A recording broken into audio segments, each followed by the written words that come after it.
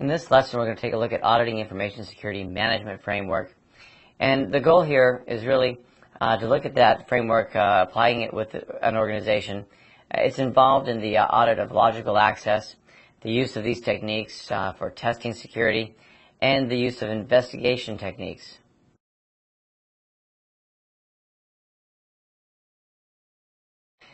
When it comes time to look at what we're going to basically review or audit, it starts off with the written policies, procedures, and standards.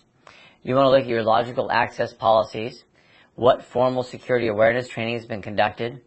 We need to know who's responsible for data ownership, the data owners, the data custodians, who is the security administrator, are there new IT users, and how do we approach training them and getting them ready, hiring practices, things we've talked about. We want to audit the data users, any documented authorizations, terminated employee access. Is there a security baseline and other types of standards you have about access to information?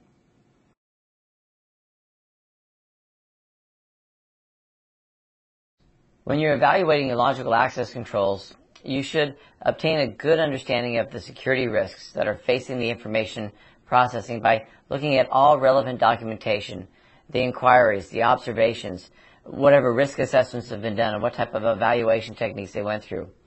You want to document and evaluate the controls over the access paths, test the controls on those same access paths, evaluate the access control environment to see if the control objectives are being met, and also evaluate the security environment to see whether there's adequacy by reviewing the written policies and observing practices and procedures and comparing what you see being done in the field with what you have in the standard operating procedures.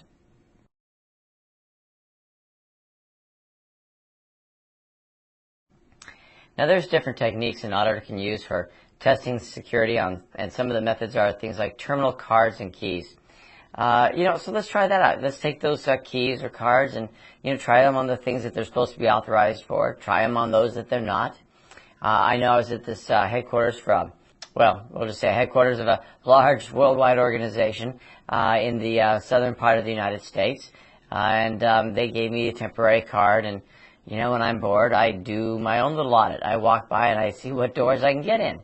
And I've told this story, I think, already, that I found the one room that I was pretty sure was the network operations because that was the only door not labeled, and that was the only door my key card didn't work.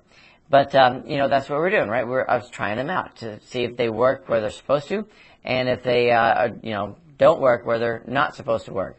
Same with terminal identifications and login IDs and password, trying them out. You look at the controls that you have over your production resources, view the logs and reporting, to see if computer access violation shows up. Try to create some, make sure that it's happening. Look at the follow-up that's done on any access violation. And if you can bypass security, are there compensating controls? And as an example, if I'm a security administrator or manager, yeah, maybe I can bypass security for certain good reasons, but to do so I have to have somebody else involved to sign it off and, maybe even approve it. Something to help compensate so that I'm not just doing it on my own. You want to review the access controls as well and how passwords are handled.